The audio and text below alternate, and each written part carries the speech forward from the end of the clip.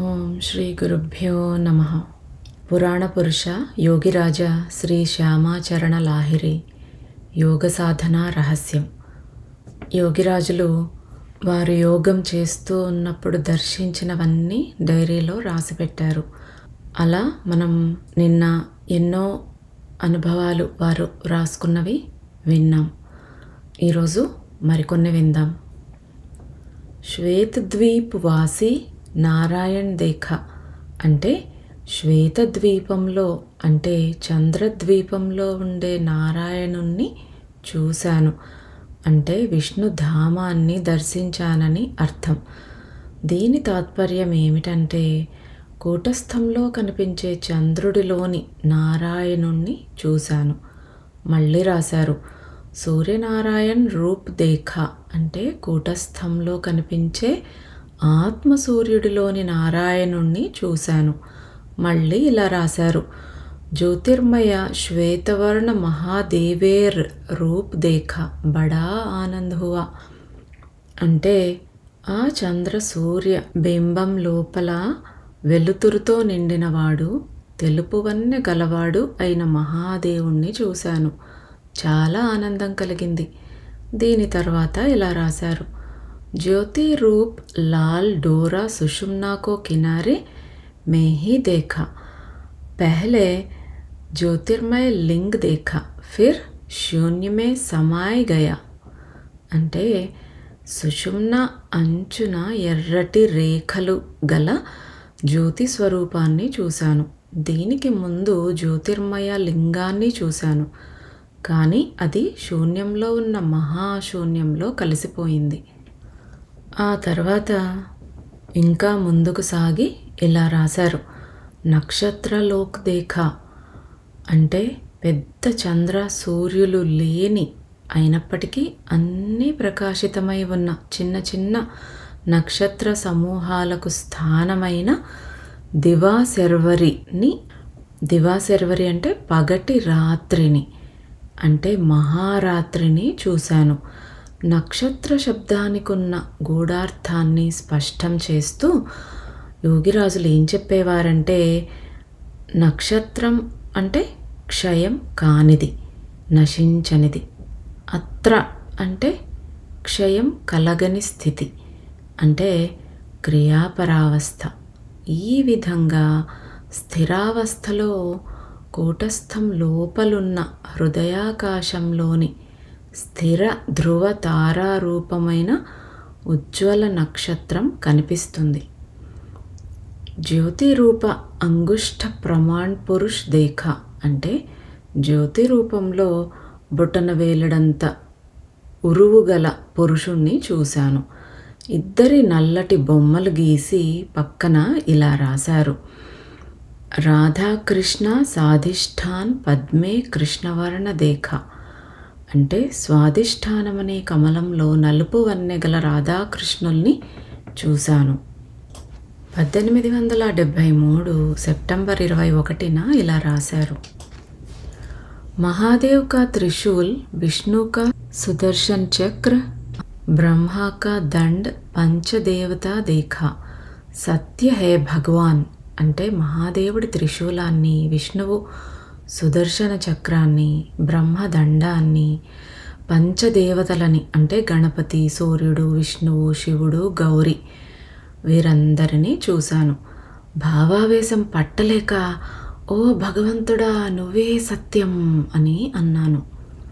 సప్తఋషి వ చార్ముని దేఖా అంటే 7 ఋషుల్ని 4 మునుల్ని చూశాను. సప్త ఋషులు ఎవరంటే భృగువు, అత్రి, అంగీరుడు, మరీచి, పులస్త్యుడు, పులహుడు, క్రతువు. మనువును బ్రహ్మకుమారుడని అంటారు. మనుష్య జాతికి ఆది పురుషుడాయన.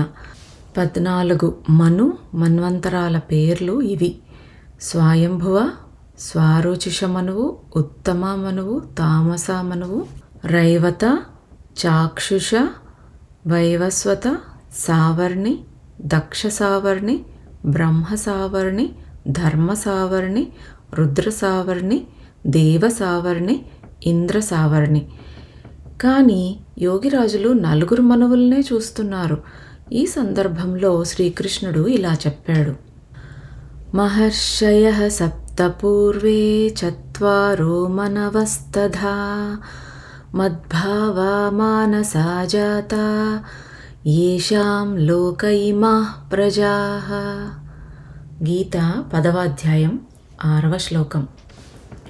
అంటే 7 మహర్షులు, వారికి పూర్వులైన సనక, సనంద, సనాతన, సనత్ కుమారులు, 14 మంది మనువులు అందరూ నా ప్రభావంతో కూడినవారు.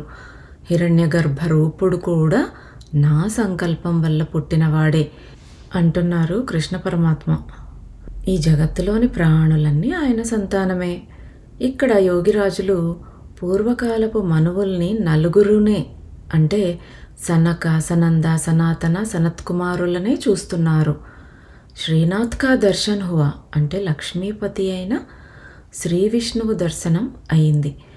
శేషనాగ్ పర్ హరి శయన్ కియే హై, హృదయమే దేఖాతా హై అంటే హృదయ కమలంలో శేషుడనే సర్పం మీద శయనించి ఉన్న హరిని చూశాను. అంటే అనంత నాగరూప శయ్య మీద పడుకునే నారాయణుణ్ణి చూశాను. కృష్ణ కా శేషనాగ్ పర్ శయన్ ఐసా రూప్ ఆంఖోం సే దేఖా అంటే శ్రీకృష్ణుడు శేషసర్పం మీద పడుకొని ఉన్నాడు. ఈ దృశ్యం తెరచిన కళ్ళ ముందు కనపడింది. ఈ రూపం ఎలా ఉందో తమ డైరీలో గీసి ఉంచారు. అనంత్ దేవ్ దేఖా అంటే అనంత దేవుడైన నారాయణుణ్ణి చూశాను. రుద్రరాజ్ దేఖా రుద్రరాజైన శివుణ్ణి చూశాను. మత్స్యావతార్ దేఖా చేప రూపంలో భగవంతుడెత్తిన అవతారాన్ని చూశాను. వరాహావతార్ దేఖా వరాహ రూపం గల భగవంతుడి అవతారాన్ని చూశాను. శివ, సనక్, శక్తి, రామచంద్రక, ధనుక్ దేఖా అంటే శివుణ్ణి, బ్రహ్మమానసపుత్రుడైన సనకుణ్ణి, శక్తి రూపిణి అయిన జగద్ధాత్రిని, శ్రీరామచంద్రుడి విల్లును చూశాను. నారద్ కా వీణా దేఖా నారదుడి వీణ, మహతి అనే వీణని చూశాను. మొఘల్ దర్వాన్ భగవాన్ కా దేఖా అంటే మొఘల్ ద్వారపాలకుడి రూపంలో ఉన్న భగవంతుణ్ణి చూశాను. ఇక్కడ యోగిరాజులు తమ డైరీలో ఒక ముసల్మాన్ బొమ్మ గీశారు. విష్ణుజీ పదం దేఖా అంటే విష్ణు పదం చూశాను. నారాయణ్ దేఖా నారాయణుణ్ణి చూశాను. పంచానన్ శక్తి రూప్ దేఖా అంటే శివుడి శక్తి రూపాన్ని చూశాను. అంటే శివశక్తిని చూశాను. అక్కడ వారు శివశక్తుల్ని అభిన్న రూపంలో చూశారు. లక్ష్మీనారాయణ్ దేఖా లక్ష్మీనారాయణుణ్ణి చూశాను. త్రిశూల్ మహాదేవ్ కా దేఖా మహాదేవుడి త్రిశూలాన్ని చూశాను. అంటే త్రిశూలం ధరించిన మహాదేవుణ్ణి చూశాను. కృష్ణ కాళీజీ భై రాహ్ దేఖా లేకిన్ కుచ్ బోలే నహీ అంటే కృష్ణుడు కాళికాదేవి కాగా చూశాను, కానీ ఏమీ చెప్పలేదు.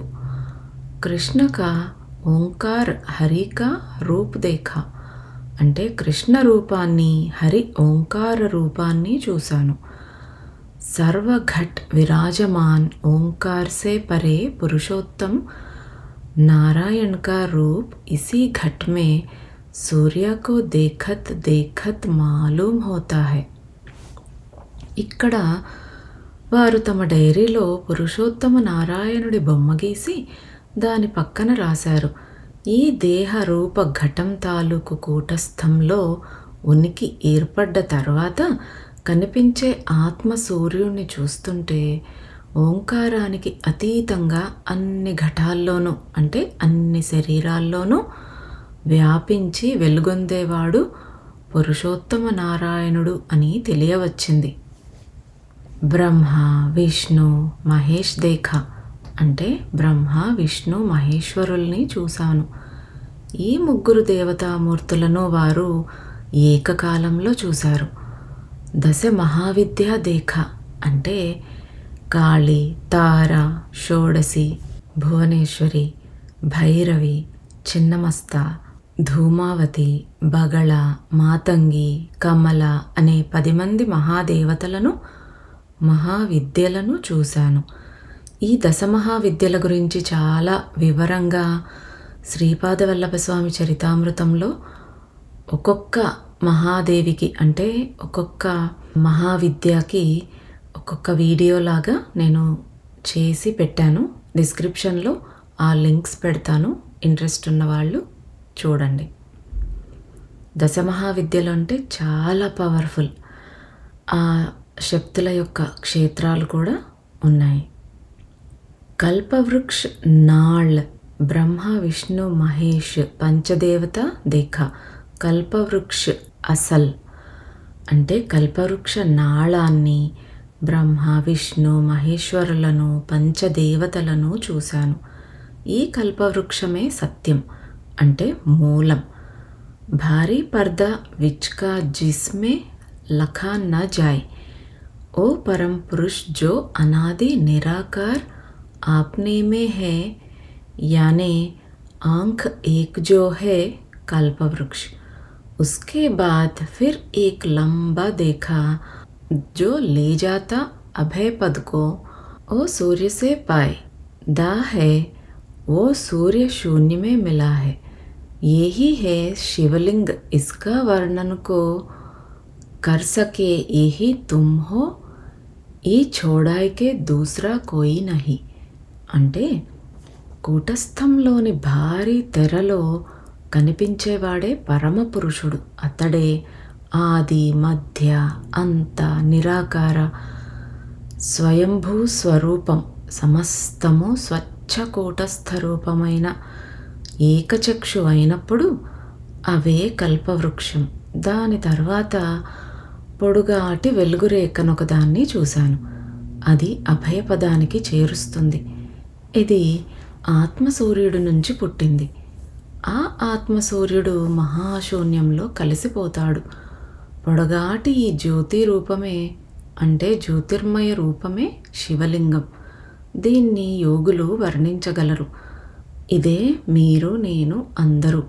ఇది తప్ప మరొకటి లేదు. కిషోర్ మూర్తి దేఖా అంటే భగవంతుడి కిషోర రూపాన్ని చూశాను.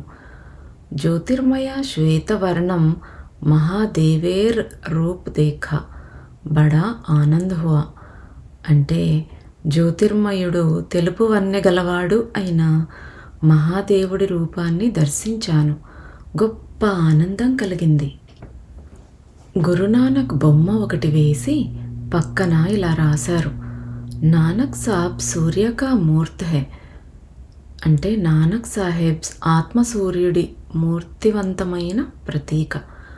ద్విదళ్ పద్మ అంటే ఆజ్ఞాచక్ర జైసా దేఖ్నా చాహియే. అంటే రెండే రేఖల తామర పువ్వు రూపంలో ఉండే ఆజ్ఞాచక్రాన్ని ఇలా చూడాలి. దాని బొమ్మ ఇది. ఇక్కడితో యోగిరాజులు దర్శించి సపరేట్గా రాసినటువంటి అనుభూతులని తెలుసుకున్నాం.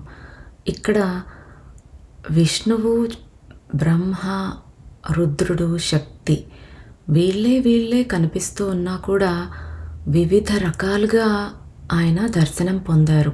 ఒకసారి కృష్ణుడిగా, ఒకసారి త్రిమూర్తులను ఒకేసారి, ఒకసారి అమ్మవారితో కలిసిన రూపం, ఒకసారి శివుడు త్రిశూలం పట్టుకున్న రూపం, కృష్ణుడు రాధతో కలిసి ఉన్న రూపం.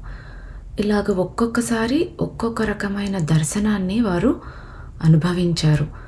కళ్ళు తెరిచి కూడా వారికి ఆదిశేషుడి మీద పడుకున్నటువంటి ఆ నారాయణుడి దర్శనం కలిగింది. ఇవన్నీ ఎంత అద్భుతంగా ఉన్నాయో చూడండి. వేదాలు, ఉపనిషత్తులు, గీత మొదలైన ఆర్ష గ్రంథాల ద్వారా ఋషులు క్రమపూర్వకంగా వివరించిన బ్రహ్మజ్ఞుని అవస్థలను యోగిరాజులు కూడా అలాగే పొందారు. వారికి ఆర్షావస్థ ప్రాప్తి కలిగింది. వారి డైరీస్ చూసినట్లయితే ఇదంతా స్పష్టమవుతుంది. నిజంగా యోగిరాజులు భారతదేశపు ఋషి శ్రేష్ఠులనడంలో సందేహం లేదు. ఒకనాడు యోగిరాజుల చుట్టూ ఉన్న భక్తులకు ఉపదేశం చేస్తూ ఉండగా ఒక భక్తుడు ఈశ్వరుడంటే ఏమిటి అంటూ జిజ్ఞాస వెల్లడించాడు. దానికి యోగిరాజులు ఇలా చెప్పారు, తెలుసా ఈశ్వరుడంటే ఏమిటో? ఇక్కడే ఇప్పుడే మీరు ప్రశ్న వేశారే ఈశ్వరుడంటే ఏమిటని. ఏ శక్తి ద్వారా మీరు ఆ ప్రశ్న వేశారో అదే ఈశ్వరుడు. ఆ శక్తే లేకపోతే ఈశ్వరుడంటే ఏమిటన్న ప్రశ్న అడగలేకపోయేవారు. జీవులను ఎప్పుడూ ధరిస్తూ ఉన్నది ఆ శక్తే. అందువల్ల అది జగద్ధాత్రి, రాధ. రా అన్నదానికి విశ్వం అని అర్థం. ధ అంటే ధరించడం. ఆ శక్తే జీవుడి దేహాన్ని ధరించి ఉంది. అందువల్ల రాధ అయింది. మనకు ఇంద్రియాలు ఉన్నంత మాత్రాన దాన్ని నడిపే శక్తి లేదంటే ఇంద్రియాలు కూడా పనిచేయవు. ఇప్పుడు కళ్ళు ఉన్నా పేరుకు కళ్ళు ఉన్నాయంతే. చూడలేకపోయారనుకోండి, ఒక అంధుడు ఉన్నాడు, పేరుకు కళ్ళు ఉన్నాయి కానీ ఆ కంటితో చూసే శక్తి లేదు. అంటే ఆ ఈశ్వరుడు శక్తి కన్ను ద్వారా ప్రసరింపబడటం లేదు. మనకు మన ఇంద్రియాలు పనిచేయాలంటే ఆ పరమేశ్వరుడి శక్తి కావాలి. ఆ శక్తి ద్వారానే మనం చూడగలుగుతున్నాం, వినగలుగుతూ ఉన్నాం, మాట్లాడగలుగుతూ ఉన్నాం, ఏదైనా ఫీల్ అవ్వగలుగుతూ ఉన్నాం, వాసన చూడగలుగుతూ ఉన్నాం. ఇంకో భక్తుడు ఇలా అడిగాడు, మృత్యువు అంటే ఏమిటి? యోగిరాజులు ఇలా చెప్పారు, ప్రకృతి సంబంధమైన కారణాల వల్ల చంచల ప్రాణం స్థిరం కావడమే మృత్యువు. ఈ స్థితిలో జీవుడి కర్మ సంస్కారం ఉంటుంది. కానీ సమాధి స్థితిలో ఉండే స్థిరావస్థ కూడా మృత్యువు మాదిరిదే. కానీ అప్పుడు కర్మ సంస్కారం ఉండదు. సూక్ష్మంగా చూసినట్లయితే ఊపిరి ఆడుతూ ఉండడాన్ని బట్టే జీవుడు జీవించి ఉన్నాడు అని అంటాం. అది లేకపోవడం లేదా దాన్ని విడిచిపెట్టడం మృత్యువు. ఎందుకంటే ఊపిరి విడిచిన తర్వాత మళ్ళీ తీసుకునే క్రియ కనుక జరగకపోయినట్లయితే ఆ స్థితిలో జీవుడు మృతుడే. జీవుడు ఊపిరి తీసుకున్నట్లయితే బ్రతికున్నట్లు, విడిచినట్లయితే చనిపోయినట్లు చెప్పేటట్టయితే ఆ జీవుడు శరీరంలో ఎప్పుడూ ఉంటూనే ఉన్నాడు. చావు పుట్టుకలు ఎప్పుడూ జరుగుతూనే ఉన్నాయి. కానీ ఎవరికీ దాని మీద దృష్టి లేదు. అందువల్ల అది వాస్తవమైన మృత్యువు కాదు. కేవలం జీవుడు తను ధరించే బట్ట మారుస్తున్నాడంతే. ఎందుకంటే అలా చనిపోయిన తర్వాత జీవుడు మళ్ళీ పుట్టవలసి వస్తుంది. రాకపోకలైతే సాగుతూనే ఉంటాయి. వాస్తవమైన మృత్యువు బ్రహ్మలో లీనమైపోవడం, మూలానికి చేరడం. అక్కడికి వెళ్ళాక తిరిగి రావడం అన్నది ఉండదు. అంటే పునర్జన్మ ఉండదు. దీన్నే మనం ముక్తి, మోక్షం అని అంటూ ఉన్నాం. మన యొక్క మోహం క్షయిస్తే మోక్షమే. మనలో ఉండే మోహం పోయే వరకు జన్మలు తీసుకుంటూ ఉంటాం. ఆ మోహాన్ని పూర్తిగా జయించేసినప్పుడు, అది పూర్తిగా క్షయమైపోయినప్పుడు మోక్షస్థితి వచ్చేస్తుంది. ఆ బ్రహ్మభువనాల్లోకా పునరావర్తినోర్జున మాముపేత్యతు కౌంతేయ పునర్జన్మ న విద్యతే. గీత 8వ అధ్యాయం 16వ శ్లోకం. అంటే ఓ అర్జున, బ్రహ్మలోకం నుంచి కూడా అందరూ తిరిగి వస్తూనే ఉంటారు. కానీ నన్ను అంటే ఆత్మను పొందిన మీదట తిరిగి రావడం అన్నది ఉండదు. అంటే ఆజ్ఞాచక్రంలో అశాశ్వత స్థితి రూపమైన బ్రహ్మలోక ప్రాప్తి కలిగినప్పటికీ కూడా తిరిగి రావడం తప్పదు. కానీ సంపూర్ణంగా ఆత్మప్రాప్తి స్థితి పొందే వరకు ముక్తికి తావు లేదు. అశాశ్వత స్థితి కావడం వల్లే మనస్సు పై స్థానం నుంచి కిందకి పతనమవుతుంది. అంతేకాకుండా ప్రాణం చంచలం కావటం వల్ల మళ్ళీ ఊపిరి తీసుకోవటం మొదలవుతుంది. శ్వాస ప్రశ్వాసలు అలా సాగుతూనే ఉంటాయి. కానీ పై స్థితి కలిగినట్లయితే, అంటే మనస్సు లయమైపోయినట్లయితే, ఆ తర్వాత ఇక ఏ అవస్థ లేదు. అదే అంతిమ స్థితి. అందులో మిగులు ఉండదు. అది నిశ్శేష స్థితి. శరీరాన్ని విడిచే ముందు ఈ స్థితి కనుక కలిగితే మళ్ళీ పునర్జన్మ ఉండదు. క్షీణే పుణ్యే మర్త్యలోకం విశంతి అన్నట్టు, మన పుణ్యం అయిపోగానే మళ్ళీ భూమి మీదకి పడిపోతాం. అలాగే బ్రహ్మలోకం నుంచి కూడా అక్కడికి వెళ్ళినా కూడా అది కూడా అశాశ్వతమే. అంటే ఆజ్ఞాచక్ర స్థితిలో కూడా అది అశాశ్వతమే. మనకు పూర్తిగా మోహం క్షయించి మనస్సు లయమైపోవాలి. ఆ మనస్సు ఉన్నంత వరకు జన్మలు తీసుకుంటూనే ఉంటాం. ఆ మనస్సు లయమైపోయిన తర్వాత ఇక ఏ అవస్థ లేదు. ఆ అంతిమ స్థితికి చేరుకోవాలి అని చెప్తూ ఉన్నారు.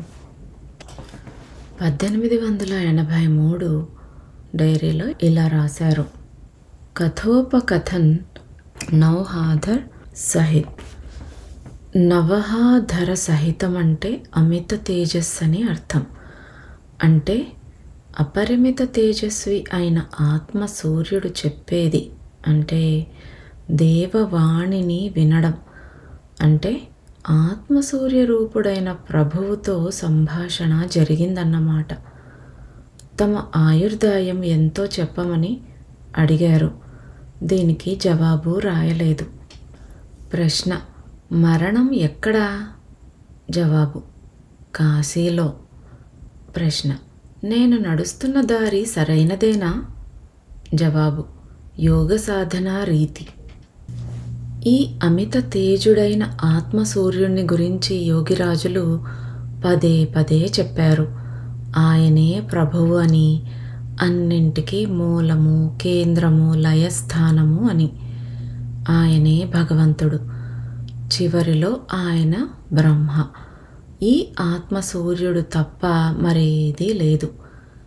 ఈయన అద్వితీయుడు. ఈ ఆత్మసూర్యుడు అంతటా వెలుగొందుతున్నవాడు. ఈయన చిర సత్య శుద్ధ నిర్మల మహాశూన్య రూపుడైన పరబ్రహ్మ. కంటికి కనిపిస్తున్న ఈ జగత్తంతా ఆ చిర నిర్మల ఆత్మసూర్యుడి చంచలత్వానికి అభివ్యక్తి. దీన్నే అవిద్య అని, మాయ అని పిలుస్తూ ఉంటారు. వీటన్నింటిలో నుంచి ఆత్మసూర్య రూప పరబ్రహ్మే ప్రతిభాసిస్తున్నాడు. ఈ ఆత్మసూర్యుణ్ణి ప్రత్యక్షంగా దర్శించి చివర ఈయనలో ఐక్యమయ్యే యోగులే అద్వైతవాదులు. తక్కిన వారంతా ద్వైతవాదులు. ఇందుకే యోగిరాజులు అంటూ ఉండేవారు, సాధకుడి సాధన ఎక్కడ మిగిలిపోతుందో యోగి సాధన అక్కడ మొదలవుతుంది అని. సో ఈ ఆత్మ సూర్యుడే అంతా, అన్ని దేవతలు అనేసి మనకు అర్థమవుతోంది. ఎన్నోసార్లు యోగిరాజులు ఈ ఆత్మసూర్యుడి దర్శనం చేసుకున్నారు. మనకు మొదటి చాప్టర్స్లో నుంచి కూడా ఆత్మసూర్యుడి గురించి చెప్తూనే ఉన్నారు. ఇక్కడితో 9వ అధ్యాయం పూర్తయిపోయింది.